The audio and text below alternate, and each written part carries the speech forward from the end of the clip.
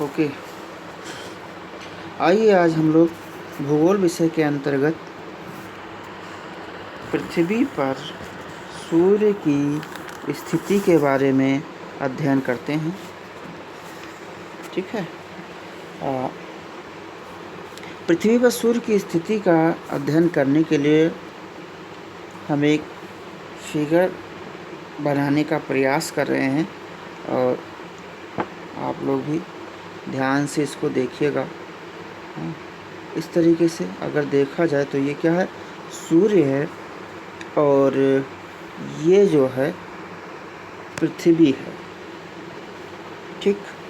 अच्छा, और 0 अंश अक्षांश, हम अक्षांश और देशांतर पढ़ रहे थे तो इसके संबंध में बताया गया था। 0 अंश अक्षांश ये है, 0 अंश अक्षांश। इस 0 अंश अक्षांश को क्या कहते हैं? भूमध्य रेखा कहते हैं। भूमि के जो बीचों बीच से लाइन जाती है उसे भूमध्य रेखा कहते हैं और इसी का नाम है विषुवत रेखा, इसी का नाम है 0 अंश अक्षांश। ठीक। तो ये सूर्य जो है, ये सूर्य है। ठीक, ये सूर्य है। सूर्य का प्रकाश सीधे विषुवत रेखा पे सीधे पड़ता है, इस तरीके से।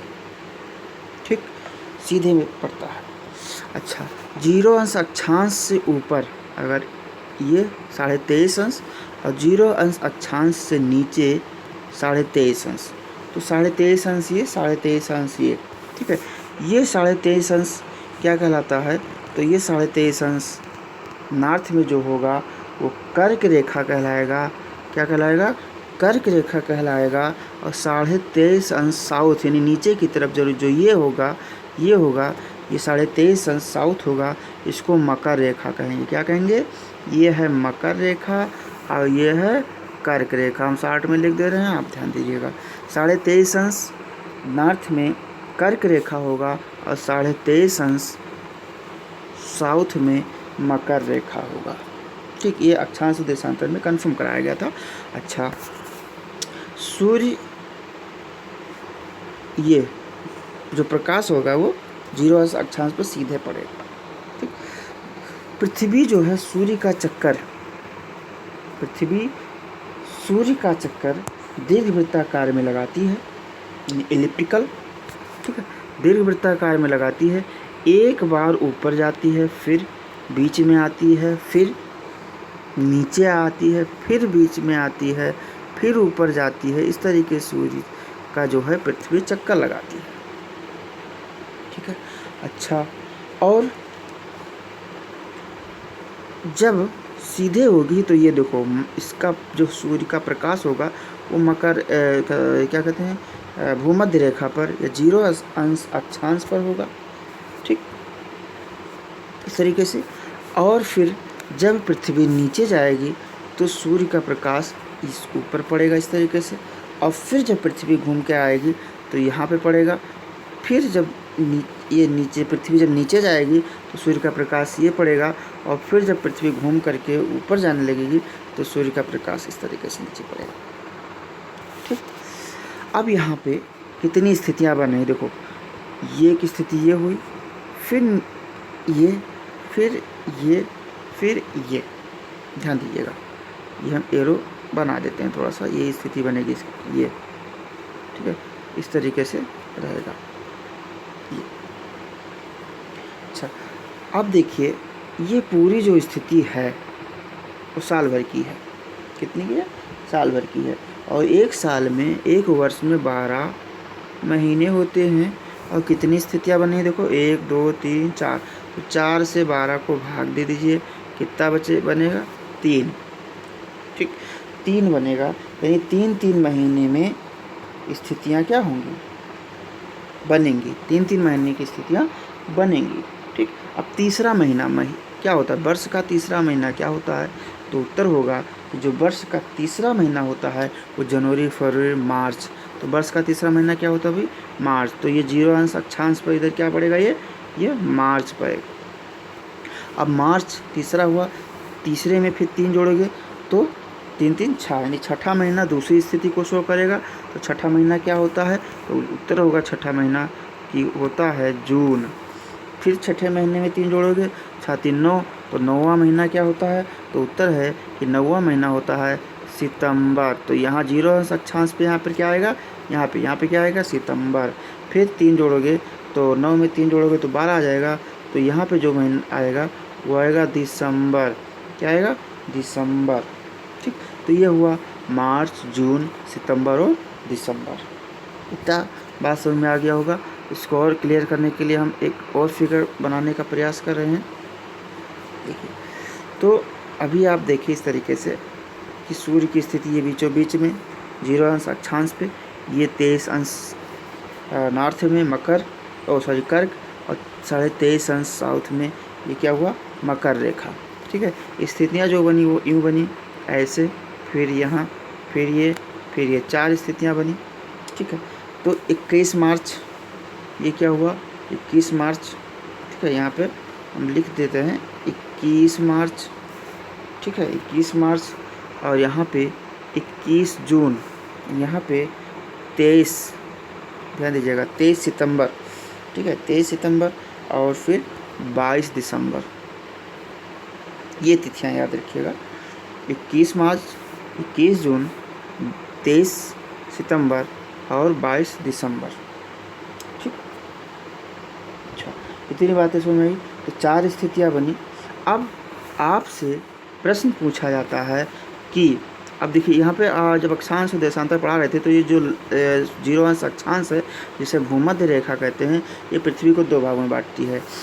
जिसको ये ऊपर वाला जो पार्ट होता है ये उत्तरी गोलार्ध कहलाता है, और नीचे वाला जो पार्ट होता है ये दक्षिणी गोलार्ध कहलाता है। तो सवाल पूछा जाता है कि उत्तरी गोलार्ध में ठीक है, दिन रात कब बराबर होते हैं? दोनों गोलार्धों में दिन रात कब बराबर होते हैं? तो दोनों गोलार्धों में ये देखिए, ये है दोनों गोलार्ध बीचों बीच। तो दोनों गोलार्धों में दिन रात कब बराबर होते हैं? 21 मार्च, ये मार्च है, 21 मार्च और 23 सितंबर। तो दोनों गोलार्धों में दिन रात कब बराबर होते हैं? उत्तर होगा 21 मार्च और 23 सितंबर। ये बात समझ में आ गया होगा। अच्छा, उत्तरी गोलार्ध और दक्षिणी गोलार्ध यानी दोनों गोलार्धों में दिन रात बराबर होंगे 21 मार्च 23 सितंबर। सबसे बड़ा दिन उत्तरी गोलार्ध में सबसे बड़ा दिन, तो उत्तरी गोलार्ध में सबसे बड़ा दिन कब होगा? तो उत्तरी गोलार्ध में सबसे बड़ा दिन 21 जून, याद रखिएगा, 21 जून। उत्तरी गोलार्ध में सबसे बड़ा दिन 21 जून को होगा। और यही पूछ लेता है कि उत्तरी गोलार्ध में सबसे छोटी रात कब होगी? तो अब 21 जून को सबसे बड़ी रात, तो सबसे बड़ी दिन, तो छोटी रात कब होगी? 21 जून को। तो सबसे छोटी रात उत्तरी गोलार्ध में सबसे छोटी रात 21 जून को होती है, और सबसे बड़ा दिन 21 जून को उत्तरी गोलार्ध में। इसी प्रकार से पूछा जा सकता है कि दक्षिणी गोलार्ध में सबसे बड़ा दिन, दक्षिणी गोलार्ध ये है, तो दक्षिणी गोलार्ध में सबसे बड़ा दिन तो 22 दिसंबर, याद रखिएगा, 22 दिसंबर। तो इसी को पूछ रहे, बोला कि सबसे छोटी रात दक्षिणी गोलार्ध में सबसे छोटी रात, तो सबसे बड़ा दिन हुआ 22 दिसंबर, तो छोटी रात 22 दिसंबर। बात समझ में आ गया? ठीक, तो ये इतनी बातें कंफर्म हो गई होंगी। ठीक है, आगे हम चलते हैं। तो यहाँ देखिए आगे बात, हाँ ध्यान दीजिएगा यहाँ पे। अभी आप पढ़े कि उत्तरी गोलार्ध में यानी दोनों गोलार्ध, अभी हम लोग पढ़े कि दोनों गोलार्ध में, ध्यान दीजिएगा, दोनों गोलार्धों में दिन रात कब बराबर होते हैं? ठीक है, दोनों गोलार्धों में दिन रात, है ना, कब बराबर होते हैं? तो उत्तर मिला 21 मार्च और 23 सितंबर। ध्यान दीजिएगा, 21 मार्च और 23 सितंबर, दोनों गोलार्धों में दिन रात बराबर होते हैं 21 मार्च और 23 सितंबर। अच्छा, सबसे बड़ा दिन,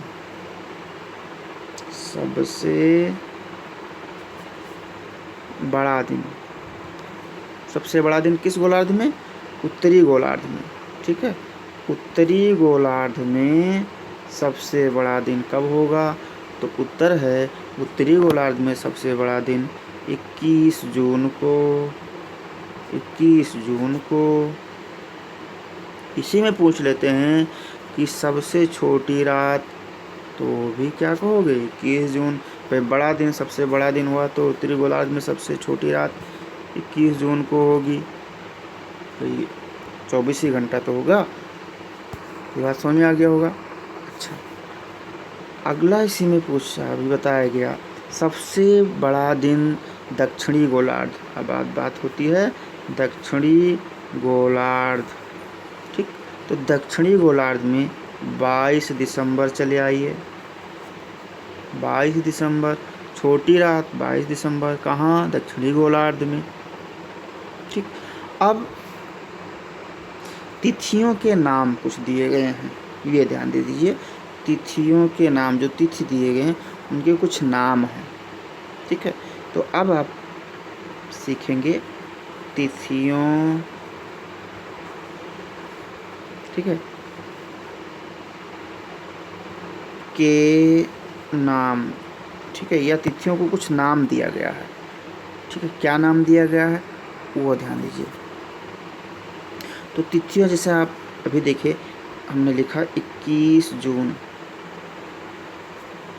ठीक, 21 जून को कर्क संक्रांति कहते हैं। ध्यान दीजिए, 21 जून को कर्क संक्रांति कहते हैं। 21 जून को कर्क संक्रांति कहते हैं। सूर्य की अभी उधर फिगर में देखे थे 21 जून को कि जो कर्क रेखा पर सूर्य का जो प्रकाश है वो सीधे कर्क रेखा पर पड़ता है। कब? 21 जून को सूर्य का प्रकाश सीधे कर्क रेखा पर 21 जून को पड़ता है, इसलिए इसको कर्क संक्रांति के नाम से जाना जाता है। ठीक, इसी प्रकार से 21 जून हो गया, फिर इसके बाद में 22 दिसंबर। 21 जून, 22 दिसंबर। ठीक, 22 दिसंबर को क्या कहते हैं? 22 दिसंबर को मकर संक्रांति कहते हैं। मकर संक्रांति कहते हैं। क्यों कहते हैं? क्योंकि मकर रेखा पर सूर्य का प्रकाश पड़ता है, या मकर रेखा पर सूर्य चमकता है। ठीक है, खुद भी कह दीजिए, मकर रेखा पर सूर्य का प्रकाश पड़ने लगता है, इसलिए इसको मकर संक्रांति दिया गया है। और मकर रेखा आप जानते हैं 23.5 अंश साउथ में होता है। ठीक है, तो इसको 22 दिसंबर कहा जाता है मकर संक्रांति। सतुआ, लेकिन कहते हैं कि नहीं, हम जनवरी में मनाते हैं सतुआ। तो जनवरी के बाद गर्मी का मौसम आने लगता है, तो ये संकेत दिया जाता है कि हल्का भोजन किया जाए। ठीक है, तो हमारे मनीषियों ने उसको 14 या 15 जनवरी रख दिया। ठीक है, लेकिन मकर संक्रांति जो होता है वो 22 दिसंबर से ही स्टार्ट हो जाता है। ठीक है, तो ये एक मान्यता है। ठीक, बाकी 22 दिसंबर मकर संक्रांति क्यों होता है? क्योंकि मकर रेखा पर सूर्य का प्रकाश पड़ता है उसी दिन। ठीक, ये बात समझ में आ गया। अगला है 22 दिसंबर हो गया, उसके बाद में है 21 मार्च। ध्यान दीजिएगा, 21 मार्च। 21 मार्च को क्या कहते हैं? 21 मार्च को बसंत विषु के नाम से जानते हैं। 21 मार्च को बसंत विषु के नाम से जानते हैं। इसी प्रकार से 23 सितंबर, ठीक है ना, 23 सितंबर को क्या कहते हैं? शरद विषु के नाम से जाना जाता है।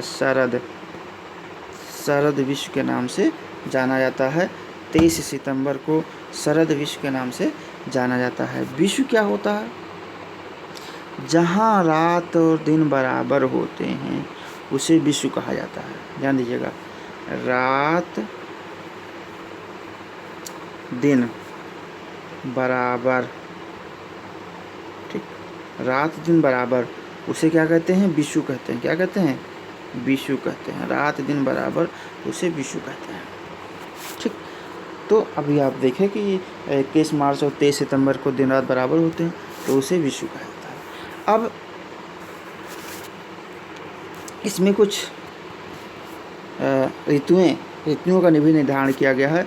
तो ऋतुओं का निर्धारण ध्यान दीजिए, जो 15 हम यहाँ 15 से लेंगे, ठीक है, 22 मार्च 21 मार्च नहीं लेंगे, 15 लेंगे।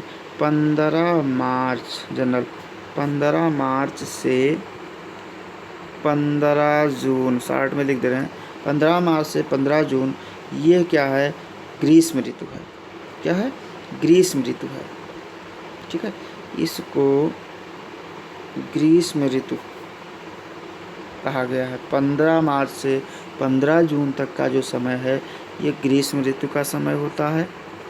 और 15 जून से 15 सितंबर, ध्यान दीजिएगा, 15 जून से 15 सितंबर तक का जो समय होता है, ये वर्षा ऋतु का होता है, ठीक।